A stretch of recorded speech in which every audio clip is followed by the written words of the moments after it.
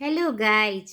आज के स्मिता पहचान क्लासेस में मैं लेके आई हूँ आपके लिए दिगंत भाग 2 क्लास 12 बिहार बोर्ड काव्य खंड में पाठ 8 उषा शमशेर बहादुर सिंह द्वारा लिखित। तो अब आपके बोर्ड एग्ज़ाम बहुत करीब हैं, तो मैं जल्दी जल्दी में आपको ये बता रही हूँ, कोई भी चैप्टर्स आपका छूटे नहीं। मैं 20 दिन बाहर चली गई थी, 20 से 25 दिन, तो थोड़ा सा ब्रेक हो गया, लेकिन मेरी पूरी कोशिश है कि आपके कोई भी चैप्टर्स छूटे नहीं। तो मैंने जो आपको हिंट किया है, जो इम्पोर्टेंट चैप्टर्स, उसमें से ये आपका काव्य खंड का पाठ 8 उषा शमशेर बहादुर सिंह। ठीक है, तो सर्वप्रथम आप शमशेर बहादुर सिंह जी का नॉर्मल परिचय याद कर लीजिएगा। ये आपके पाठ्य पुस्तक में पूरा इनका परिचय वर्णित है, इसीलिए मैं अलग से लेके नहीं आई। शमशेर बहादुर सिंह, इनका जन्म 13 जनवरी 1911 और निधन 1993 में हुआ था। इनका जन्म स्थान देहरादून उत्तराखंड। यानी जो भी इम्पोर्टेंट चैप्टर्स मैंने बताए हैं उसमें से आपको कुछ छोड़ना नहीं है। ठीक है, इनसे जुड़ी जो प्रमुख बातें हैं वह आपको देख लेनी है, खासकर जन्म मरण जन्म स्थान और प्रमुख रचनाएं सरसरी निगाह से आप देख लीजिएगा और फुल कॉन्फिडेंट के साथ आपको एग्जामिनेशन हॉल में बैठना है। तो ये समकालीन कवि थे, लेखक थे, आधुनिक हिंदी कविता की चेतना के एक प्रयोगशील कवि के रूप में ये जाने जाते हैं और ये दूसरा शतक से उदित हुए थे। ये 20वीं सदी के उत्तरार्ध में सतत प्रयोगधर्मी श्रेष्ठ प्रगतिशील कवि के रूप में इनकी व्यापक प्रतिष्ठा इन्हें प्राप्त है।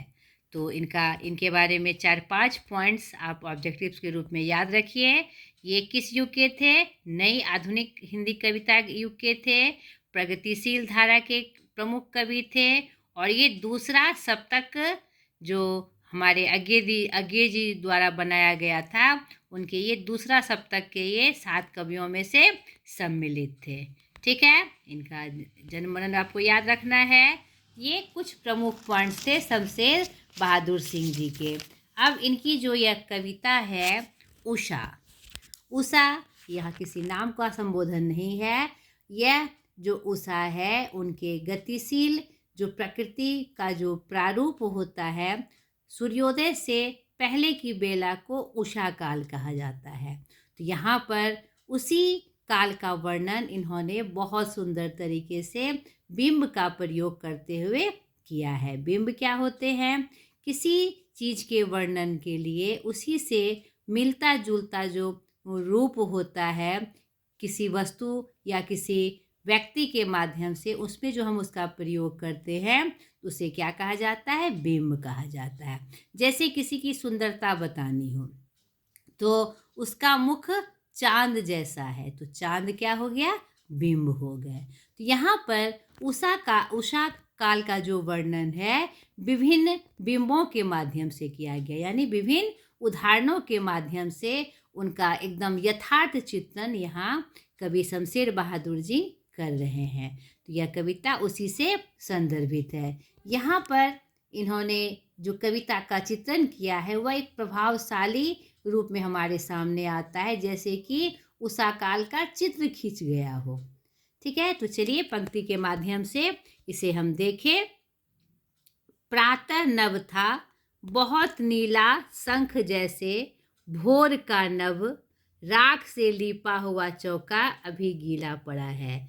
यहाँ पर उषा काल में जो रूप होता है और यह जो वर्णन है मुख्य रूप से गांव के संदर्भ में यह वर्णित है, क्योंकि लिपा हुआ चूल्हा या मिट्टी का चूल्हा जनरली कहाँ प्राप्त होता है? हमें गांव में। यहाँ पर किसी गांव के उषा काल का वर्णन कवि यथार्थ रूप से कर रहे हैं, उसकी सुंदरता का, उसके आकर्षण का वर्णन कवि यहाँ कर रहे हैं कि प्रातः नभ था, यानी सूर्योदय से पहले का समय था, प्रातः समय था और आकाश कैसा दिख रहा था? नीले शंख जैसा। नभ नभ यानी आकाश कैसा दिख रहा था? नीला शंख जैसा। नहीं, अभी सूर्य की किरणें या प्रकाश बहुत नहीं फैला था, धुंधलका सा था। भोर का नभ, वह कब का नभ था, कब का आकाश था? भोर का आकाश था। ऐसा प्रतीत हो रहा था जैसे राख से लिपा हुआ चौका। यहाँ पर ये जो बिंब का प्रयोग किया गया है, जब हमारा उषा काल भोर सुबह होती है तो लोग चूल्हे को लीपते हैं, अपना रसोई घर तैयार करते हैं, क्योंकि गांव के संदर्भ में हमारा जो कार्य होता है गांव का सिर्फ होता है किसानी से जुड़ा हुआ। तो सुबह सुबह वहाँ पर शुरुआत हो जाती है रसोई घर को लीपने की, सजाने की, व्यवस्थित करने की। तो उसी क्रम में कवि वर्णन कर रहे हैं, राख से लिपा हुआ चौका अभी गीला पड़ा है, या और सुबह का बेला है, उषा काल का समय है और मिट्टी का चूल्हा लिपा गया है और वो अभी क्या है, वह गीला पड़ा है, यानी तुरंत लिपा गया है क्योंकि अभी उषा काल है। आगे देखिए, बहुत काली सिल जरा से लाल केसर से कि जैसे धुल गई हो। और सिल क्या करते हैं, जिसपे हम मसाला पीसते हैं। कोई काली सिल यानी काली पत्थर जो हम घरों में मसाला पीसने के लिए यूज़ करते हैं। नहीं तो ऐसा प्रतीत हो रहा है यह जो उषा काल का समय आया है, तो कोई बहुत काली सील, बहुत काली पत्थर जरा से लाल केसर से धुल गई हो, ऐसा प्रतीत हो रहा है। ऐसा सुहावना मौसम उषा काल का दिख रहा है। ये लाल केसर से वह जो बहुत काली सील थी थोड़ी सी घुल गई, यानी उसमें थोड़ी हल्की हल्की लालिमा आ गई हो उषा काल के उदय से। स्लेट पर या लाल खड़िया चाक मल दी हो किसी ने। और उषा काल का कैसा रूप है, जैसे स्लेट पर, काली स्लेट पर जब जैसे लाल खड़िया कोई चौक मल देता है, वैसा ही रूप उषा काल का दिखाई पड़ रहा है। एकदम अभी सूर्योदय से पहले का समय है, एकदम हल्का हल्का नीला आकाश, और इस रूप में विभिन्न बिंबों का प्रयोग करते हुए कभी उसकी रूपरेखा बता रहे हैं, उषा काल की रूपरेखा बता रहे हैं। नील जल में या किसी की गौर झिलमिल दे जैसे हिल रही हो। और उनका उसका रूप कैसा है, उषा काल का और रूप कैसा है, जैसे कि नीला जल हो, नहीं, और किसी की गौर झिलमिल दे, गौर एकदम झिलमिलाता दे, चमकता दे, जैसे हिल रही हो। नदियों को यहाँ पर नदी के रूप में वर्णित है कि वैसा ही ये उषा काल का समय प्रतीत हो रहा है। बहुत ही सुंदर यहाँ प्रकृति के उषा काल का एक सुंदरतम चित्रण यहाँ पर कवि ने किया है। और जादू टूटता है इस उषा का, अब सूर्योदय हो रहा है। और इस कविता का अंत क्या है कि अब सूर्योदय होने वाला है, यानी उषा काल का जो यह रूप था, यह जादू था, अब खत्म हो जाएगा, यह टूट जाएगा अब, क्योंकि सूर्योदय होने वाला है। अब सूर्य की जो किरणें चारों तरफ फैलेगी और उषा काल का यह जो सुंदरतम रूप था अब खत्म हो जाएगा। यहाँ पर आप स्पष्ट रूप से समझ गए उषा काल क्या होता है, सूर्योदय से पहले का समय। तो इसका बहुत ही सुंदर यथार्थ वर्णन यहाँ पर कवि ने किया।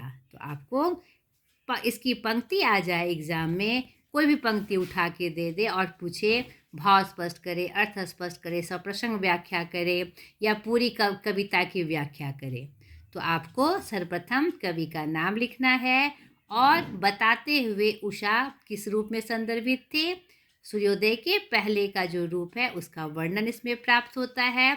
और जिन जिन बिंबों का प्रयोग किया गया है, नवनीला शंख, राख से लिपा चौका, बहुत काली सील, स्लेट पर लाल खड़िया, नील जल में गौर झिलमिल दे, यह सब बिंबों का प्रयोग करते हुए आपको इसकी व्याख्या लिखनी है। ठीक है, अब फटाफट हम प्रश्न अभ्यास को देख ले। मैं इन शॉर्ट में बताऊंगी, आपने पहले से भी पढ़ा होगा।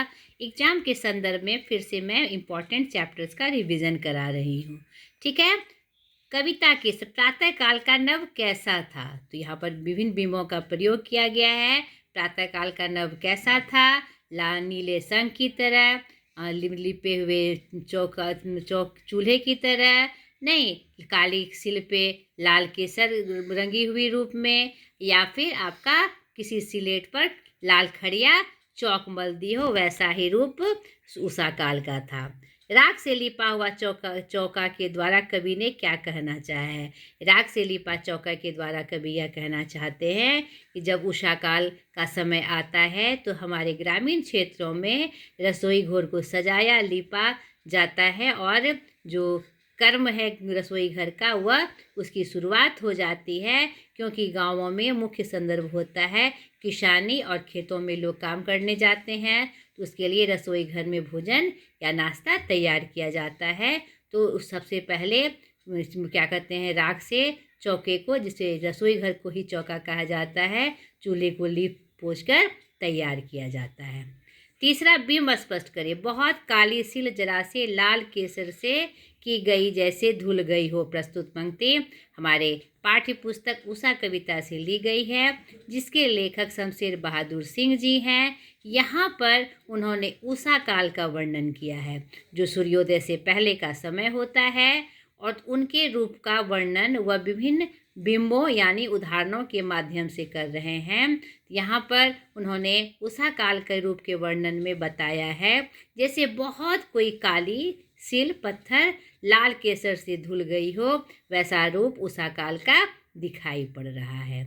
उषा का जादू कैसा है? नहीं, हमने कविता के संदर्भ में देखा उषा का जादू कैसा है। एकदम सुंदर रूप में, एकदम नीले आकाश जैसा है, लिपे हुए गीले चूल्हे जैसा है। नहीं, काली पत्थर पे जैसे कि केसर लिपा हुआ हो वैसा है, या फिर गौर नीले जल में गौर झिलमिल देह वाली कोई युवती का जो रूप होता है वैसा है। इस प्रकार से उषा का जादू है, यानी उषा यानी सूर्योदय से पहले का समय। लाल केसर और लाल खड़िया चौक किसके लिए प्रयुक्त हुआ है? यहाँ पर लाल केसर हमने देखा कविता में, और लाल खड़िया चौक किसके लिए प्रयुक्त हुआ है? उषा काल के वर्णन के लिए, बिंब के रूप में इन दोनों का प्रयोग हुआ है। छठा, व्याख्या करें। जादू टूटता है इस उषा का, अब सूर्योदय हो रहा है। प्रस्तुत पंक्ति हमारे पाठ्य पुस्तक उसी उषा कविता से ली गई है, जिसमें उषा काल का सूर्योदय से पहले के प्रकृति का अद्भुत रूप का चित्रण किया गया है। और यह अंतिम पंक्ति है, इसके माध्यम से यह बताया जा रहा है अंत में कि उषा काल का जो सुंदर रूप है, अब सूर्योदय का समय हो गया है, सूर्य उगने वाले हैं, तो जो उषा काल का रूप जो दिखाई पड़ रहा था मनोहारी रूप, अब उसका जादू टूट रहा है, क्योंकि उसका रूप अब खत्म होने वाला है और सूर्योदय का समय आने वाला है। बहुत काली सिल जरा से लाल केसर से की जैसे गई हो धूल। ये मैंने आपको बता ही दिया। ये किसके लिए बिंब का प्रयोग हुआ है? उषा काल के लिए। ये आपको स्पष्ट रूप से लिखना। इस कविता की बिंब योजना पर टिप्पणी लिखे। इस कविता में जो बिंब योजना बनाई गई है उषा काल के वर्णन के लिए, वह बहुत ही सुंदर तरीके से और यथार्थ रूप से यह चित्रित हुई है। नहीं, उषा काल में मुख्यतः यही सब रूप संदर्भित रूप में हमारे सामने आते हैं। तो यह योजना बिल्कुल एकदम सुंदर और सुव्यवस्थित है। प्रातः नभ की तुलना बहुत नीलाशंक से क्यों की गई है?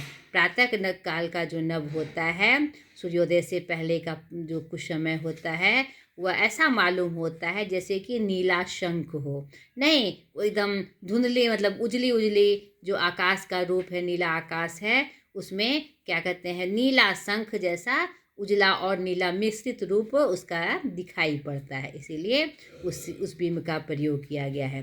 नील जल में किसकी गौरदेह हिल रही है? नील जल में किसी युवती की जो झिलमिलाती गौरदेह हिल रही हो, ऐसा प्रतीत होता है उषा काल का समय। कविता में आरंभ से लेकर अंत तक बिंब योजना की गति का चित्रण कैसे हो सका है, स्पष्ट करिए। कविता में आरंभ से लेकर जो क्या कहते हैं उषा काल में जो रूप जो कार्यकलाप होते हैं उसका वर्णन शुरू से अंत तक किया गया है। चूल्हे को लीप कर, नहीं, उसके बाद सिल लोढ़ी पर जैसे मसाला पीसने के लिए जनरली हम जो प्रयोग करते हैं, ये सब कार्यकलाप मुख्यतः हमारे ग्रामीण क्षेत्रों में उषा काल में होते हैं। तो कविता में आरंभ से लेकर अंत तक की जो बिंब योजना यानी उदाहरण जो दिए गए हैं उषा काल के, उसका जो चित्रण किया गया है, एक गति के साथ वह आगे बढ़ता है और अंततः सूर्योदय के साथ, सूर्योदय के समय का पहुँचते पहुँचते उसका जादू खत्म हो जाता है। बहुत सुंदर तरीके से इसका चित्रण किया गया है। तो ये आपके अभ्यास के प्रश्न थे। तो ये सब बहुत इम्पोर्टेंट ये चैप्टर है आपका, इसे आप याद कर लीजिएगा अच्छे से। और बहुत सारी शुभकामनाएं आपको आपके एग्ज़ाम के लिए। आज तक के लिए इतना ही। अगले वीडियो में फिर आपका इम्पोर्टेंट चैप्टर लेकर मैं हाजिर हो जाऊंगी। आज के लिए इतना ही। बाय।